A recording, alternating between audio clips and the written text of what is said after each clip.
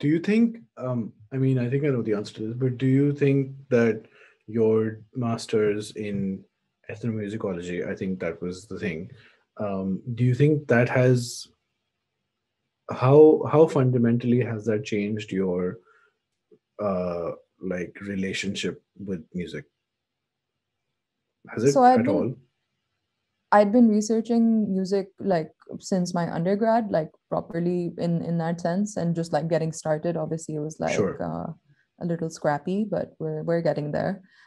So my main purpose of kind of wanting to engage with particularly music history. So like I'm trying to find spaces between 1947 to like 1990, like pockets of things that I can find, and like speaking to multiple people for that, um, primarily because 1990 onwards, I can kind of figure out what was Yeah. happening, but also because I wanted to understand the blueprint of the ecosystem that Hmm. Pakistan had as an industry.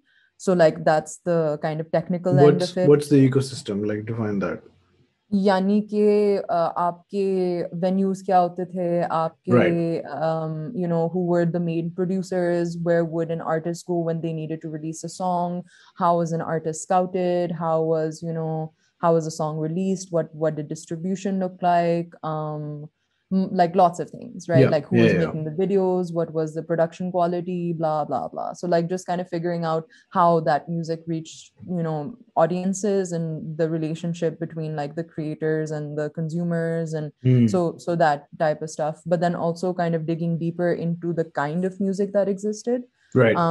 So while we have like a standard version of songs and artists that are constantly fed back into the system. Like everyone will know who Nazia Hassan is, everyone will know who Nusrat is, everyone will know your classic, you know, ghazal singers and semi-classical singers, Nayyara Noor, Tina Sani, Musarat Nazir, etc., etc. So like these are still in circulation. There's so much that is overlooked in that Yeah. kind of Yeah. narrative. Yeah. And Yeah. so that's what I wanted to dig deeper in. I found, you know, people like Sohail Rana are very famous already and don't need that kind of uh, they don't need to be reiterated. But what does need to be reiterated is that people like Sohail Rana, a person like Sohail Rana was doing something like children's shows on PTV, but then was also making really fun, trippy electronic albums on the side, and you know, just messing around with synthesizers that they had gotten in the 60s and 70s, and things that if you release today in Pakistan would just be like,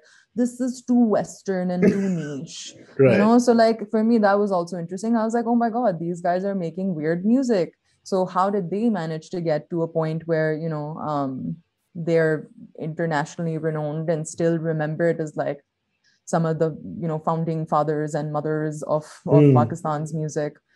So a lot of digging has gone into that and kind of understanding what sounds I would bring into that. So Yeah. I would definitely think that my master's also gave me the confidence of being able to like research and write. That like that in itself is great, because every time I've wanted to write about music, like not from a journalistic standpoint, it's just been like, why are you doing this? If you're in Right. Pakistan, they'll just like, you'll have to have a whole conversation. Yeah. Who are So you? just being in a, yeah, and also not even just like who are you, but what is the point? Right. So to be in a space where it was like, yes, obviously you can do this, ab aage baat karo, I was like, wow, thank God somebody wants to take the conversation forward. So I had a great cohort, I had great instructors who kind of, you know, just these professors just really opened me up to a lot of other like music from across the world. So it was defo very helpful. Hmm. I Hmm. would highly recommend everyone do a master's in something they love if they can afford it. Yeah. Yes. Yeah. I think that last bit is the key problem Yeah. for most.